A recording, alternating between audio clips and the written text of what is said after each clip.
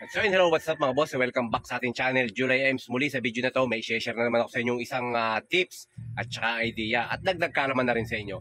So bali sa episode natin na ito, i-share ko sa inyo, ituturo ko especially sa mga beginners kung paano sukatin yung isang area para sa ating mga cubic meter. Kung paano man natin malalaman kung ilang cubic meter ang ating area na paglalagyan ng buhos. So bali sa video na to, i-share ko rin sa inyo kung ano ba yung magandang gamitin. Ready mix ba or mano-mano? At syempre, tatalakayin na rin natin kung saan tayo mas makakatipid. Doon ba sa ready mix or doon sa mano-manong pagkahalo? So, para malaman nyo yung lahat ng detalye na yan, panoodin nyo yung video na to.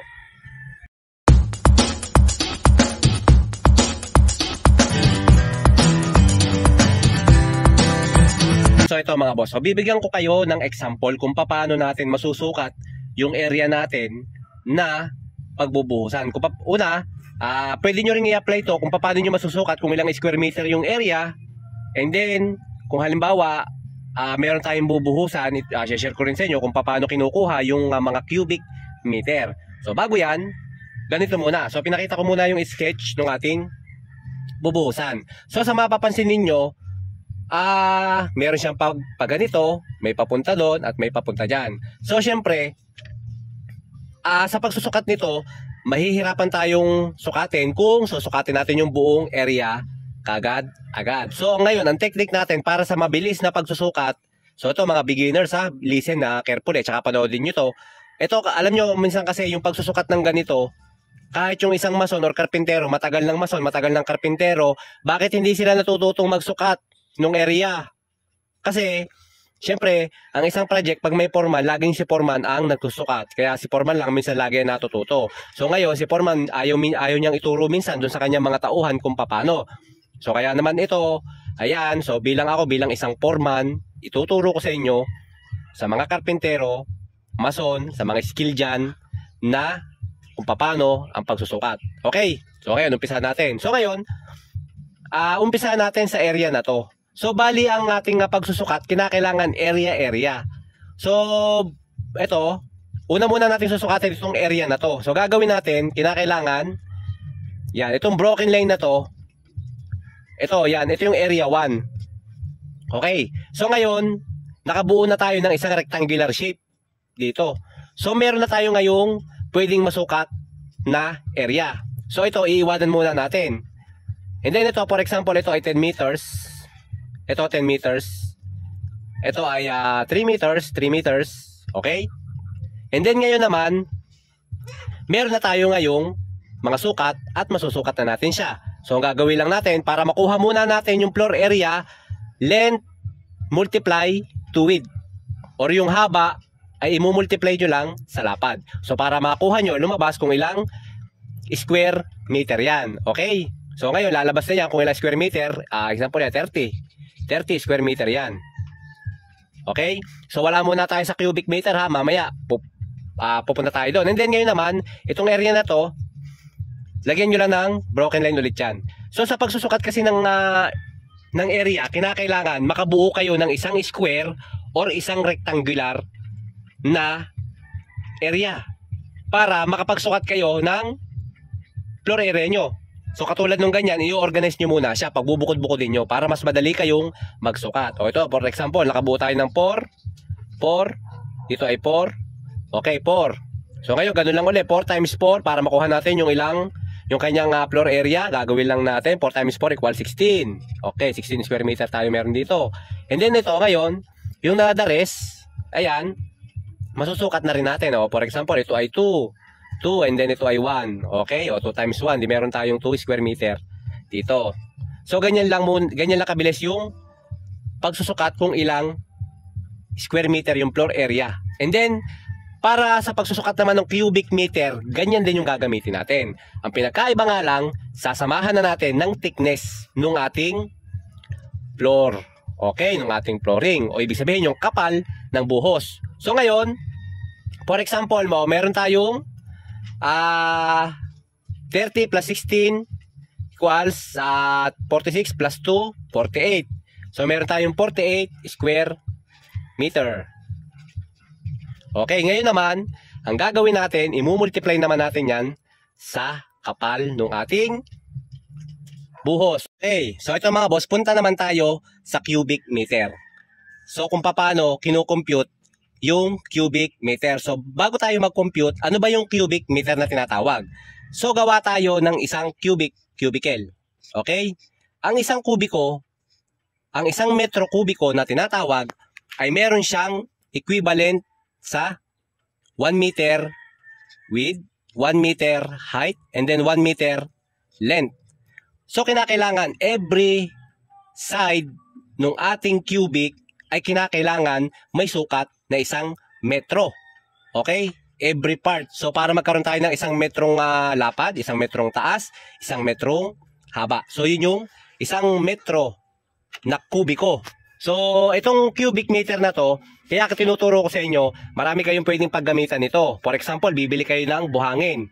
Ang bilihan ng buhangin sa iba is per cubic. So kaya kinakailangan marunong kayong mag-compute ng cubic. So para pag bumili kayo ng mga materyales na sinusukat gamit yung 1 kubiko, alam nyo kung paano siya susukatin. So napakabilis lang naman ito mga bossing. Okay? So ngayon, ito naman, punta tayo doon sa ating sinasabing bubuhusan na flooring. Ito yung ating area. Okay? Yung ating area, sabihin natin may 10 metro na haba. And then, 5 metro na lapad. At 0.10 meters or 10 centimeter. 10 cm na kapal. Okay, ang gagawin lang natin mga bossing, napaka-basic lang. Para makuha natin kung ilang cubic yan, ang gagawin lang natin, okay, length, 10 meters, imumultiply lang natin sa lapad. Okay, and then imumultiply natin sa kapal. Bali, ang ating formula ay ganito, length times width times height. Ito yung formula ng ating pagkuha ng cubic meter. So ngayon, itong area na to, ilang cubic meter ba ang papasok sa may area na 10 meters ang haba, 5 meters ang lapad, at meron tayong 4 inches or 10 centimeter na kapal. So ito na nga yung ating formula. Imumultiply nyo lang yan, and then meron na tayong total 5 cubic meter. Okay? So ganun lang mga bossing kasimple ang solve or pag-compute ng cubic meter. Ganyan lang yung gagawin nyo. Napaka-basic lang, di ba? Ganyan lang. So ngayon, alam niyo na kung paano kunin yung cubic meter. Ngayon naman, tatalakayin naman natin kung saan tayo makakamura kapag tayo nagpabuhos ng ating mga flooring, mga slab, poste, nating mga beams, kung sa ready mix ba or sa mano-manong halo. Mga boss, so alam nyo na kung paano kumpitin yung cubic meter. So alam nyo mga boss, kaya i-share ko to sa inyo, kaya tinuturo ko sa inyo sa mga hindi pa nakakaalam. Kasi alam nyo mga bossing, kapag kayo umorder ng materyales sa isang hardware or sa isang mga nagdi-deliver ng mga sand and aggregates, alam niyo kung paano ko kumpitin. Kasi alam nyo mga boss, wag naman sasama yung loob ng iba. Ito real talk lang to. Marami kasing hardware na nagdi-deliver ng kulang. Alam nyo kung bakit? Kasi o-order kayo. Diba? Ako pag umu-order kami ng materyales, tatanong namin per truck ba or per cubic. Okay. So pag sinabi nung pinagbibilan namin per cubic, automatic susukatin namin yung truck na nagdi-deliver. Pag nag-umorder kami, tatanungin namin, boss, ilang cubic meter ba yung i-deliver ninyo? Sasabihin nung nag-deliver, 10 cubic yung deliver namin. And then gagawin naman namin pag dumating sa site, susukatin namin. Ang problema kasi mga boss, kulang. Okay, so sana naman sa mga hardware, wag naman sana kayong mag-deliver ng ganong kulang. So although sabihin natin na negosyo yan, pero sana naman, wag na kayong magpa-order ng per cubic. Kasi imagine niyo, order sa inyo ng per cubic. Babayaran sa inyo kung magkano yung nasabi ninyo, kung magkano yung per cubic meter, tapos dideliveran nyo ng kulang, di ba? So napaka-unfair naman nun. So kaya ito mga boss, sinasabi ko sa inyo para malaman ninyo. Kasi pwede kayong magreklamo. Kami, sa totoo lang ako dati, nung ako taga-sukat natin ng architect namin, pag may deliver kami ng materyales, ng buhangin, bato, sinusukat ko, talagang pagkulang, sinasabi ko, hindi namin tinatanggap yung materyales. No? Kaya naman kami, pag umorder kami, dinideliveran kami ng eksaktong sukat. Minsan nga, sobra pa ng konti. Okay, so sana mga boss, be fair naman pagdating sa ganyang per cubic, maging fair naman sana yung iba. So yun lang naman mga boss. Okay, and then ngayon naman, ito, puntahan na natin. Itong talakayan natin kung saan tayo makakamura, ready mix or mano-mano. At so ayan mga bossing, so unahin muna natin itong ating ready mix. So ngayon mga bossing, magkano muna yung price ng isang cubic meter ng ready mix? Okay, so yan yung pag-usapan muna natin. So ngayon mga bossing, ang ready mix kasi, pag bibili tayo niyan, nagkakaiba-iba yung presyo niyan, depende sa PSI na o-order natin, depende sa mixture ng ating mga concrete mix, mga bossing. So meron tayong may 3,000 PSI, 4,000, 5,000.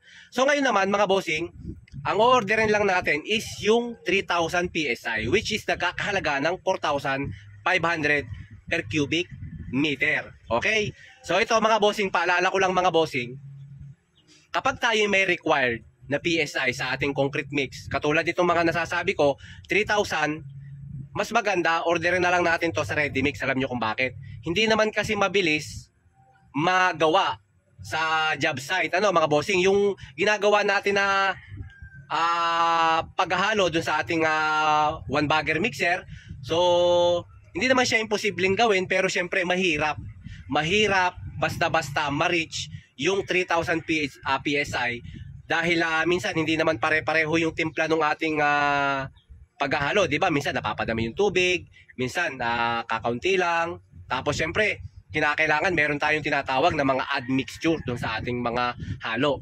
So para ma-reach natin yung ganung mga PSI, so mas required ko, mas maganda, order na lang tayo ng ready mix. So ngayon naman, gaya ng sabi ko, ang isang cubic meter ng isang ready mix ay 4,500 na merong 3,000 PSI. At meron siyang 28 PCD or curing days mga bossing. At pagkatapos naman, ngayon naman i-convert naman natin dun sa ating manumanong halo. So let's say ang 3,000 PSI makukuha natin into 1, 2, 3 mixture sa ating mixing ratio. So isang semento, 2 buhangin, and then 3 aggregates. So ngayon, bago tayo makabuo, bago natin mapuno yung isang cubic meter, let's say kailangan natin ng 12 bags to 14 bags of cement. Yan yung ating estimation. So ngayon, magkano ba ang isang sako ng semento? Ang isang sako ng semento ngayon mga bossing, merong 210, 220. So let's say 200 pesos na lang natin nilagay or 210. Sa 10 bags, meron na tayong 2,100. And then i-add pa natin yung another 2 to 4 bags. Let's say 3 bags na lang. Okay? 2,630. So 2,100 plus 630 equals sa 2,730 pesos, which is semento pa lang. Okay? 2,700. Let's say 2,700 na lang. Okay. I-plus pa natin yung ating buhangin. Let's say sabihin natin nagagamit tayo ng kalahating kubikong buhangin and then kalahating kubikong bato. So magkano nga ba yung per cubic ng buhangin? Let's say sabihin natin 700 o 400 na lang. Let's say sabihin natin 400 ang kalahating kubiko ng buhangin, 400 din yung kalahating kubiko ng bato, o let's say sabihin natin 1,000 sa bato at sa buhangin. So 2,700 plus 1,000 equals 3,700 na. Okay, plus tubig mo pa. O di ba? Tubig mo pa na magagastos doon. At hindi lang 'yan, meron pang labor cost, di ba? So let's say sabihin natin na labor cost mo is 1,000, o sabihin natin 1,000 na lang, di ba? Magkano na? 4,700, which is versus sa concrete ready mix, which is 4,500 lang. Wala ka pang hassle dahil mabilis ang trabaho. Doon sa working time kasi ng concrete mix, mas mabilis yung pagbubuhos natin gamit yung ating ready mix. I-compare natin sa gagamit tayo ng one bagger mixer, which is nakakapagod, ang tagal ng trabaho, makalat, di ba? Tapos matagal yung trabaho, siyempre marami ka pang gagastusin. So let's say sabihin natin na mas maganda talaga nagagamit na lang tayo ng ready mix. Pero paalala ko mga bossing, siyempre ang ready mix naman natin kapag umorder tayo, minsan ayaw mag-deliver nung iba kapag kukunti lang yung gamit natin or yung magagamit natin na ready mix. For example, wala pa tayo, hindi pa tayo umabot do sa minimum required ng ating order. Alam niyo naman, minsan syempre, yung mga ready mix na yan, kapag nagpapa-order sila, minsan yung iba, may minimum required, kinakailangan, at least 5 cubic man lang, di ba? Or 3 cubic. So, hindi natin alam kung ano yung patakaran ng ibang batching plant, no?